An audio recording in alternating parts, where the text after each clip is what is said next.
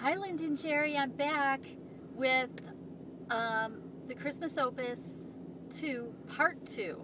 And I'm just going to start up where I left off. It was pretty amazing being among the clouds and looking down at the earth, but my favorite part, I must say, was landing. I felt victorious, like I accomplished the impossible. Oh, and I must mention that the miniature bathroom on the plane was so cute. Why don't they put little bathrooms like that in trucks? No fair. So I am now among those that have flown and lived to tell about it, and whereas I cannot truthfully say that it was fun, I will say that it wasn't that bad. If I ever find myself in a situation where I must fly again, I hope Alan is with me, because that would be fun. At the funeral, we had the opportunity of visiting with all 3 daughters, their husbands, and all the grandchildren. And I was able to introduce Alan to more of my relatives, and they all love him. Funerals are like family reunions, and I'm sure that Joe had a wonderful family reunion of his own on the other side of the veil. In February, Alan took me to my first symphony. We went to Abravanel Hall in Salt Lake City to hear and see the Utah Symphony. We heard selections from Mozart, Bartok, Rachmaninoff, and Debussy's La Mer. It was incredible.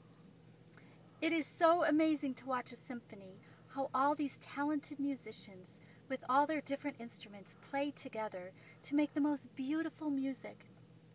The guest violinist was a young man, only 26 years of age, named Augustin Hadlich. I'm probably mispronouncing it. Who played on a 1723 Stradivari violin. He gave an amazing performance, and he played by memory. He had no music in front of him. I was amazed. After seeing a symphony, I have so much more appreciation for all the different musical instruments and classical music in general. And the violin is still my favorite instrument. It was a fabulous experience and one that I will always remember.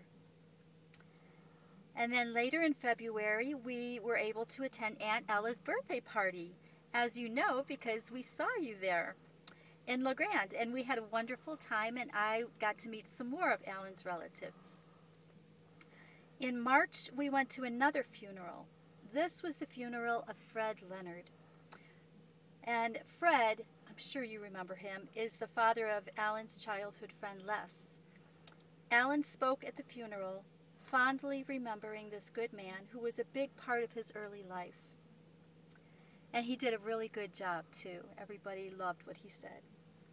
Alan then showed me the Sunday school room that he went to when he was 4 years old.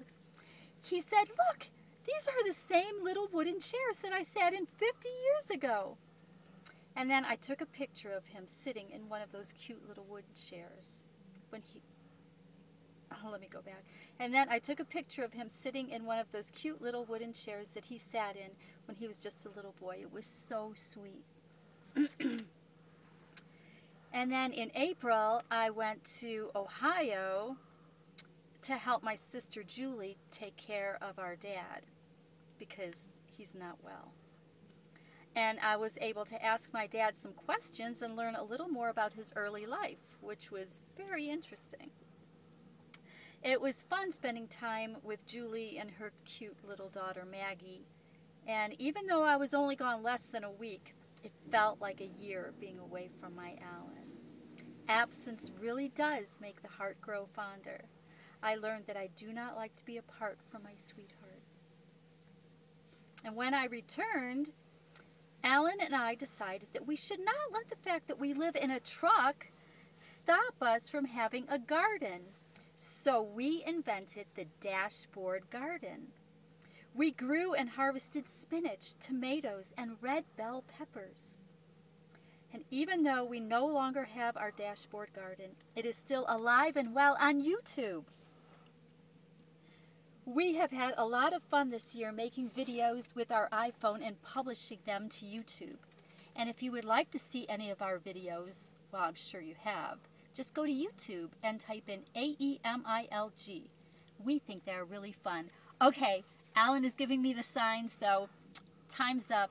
Stay tuned tomorrow for part 3 of the Christmas Opus. Bye.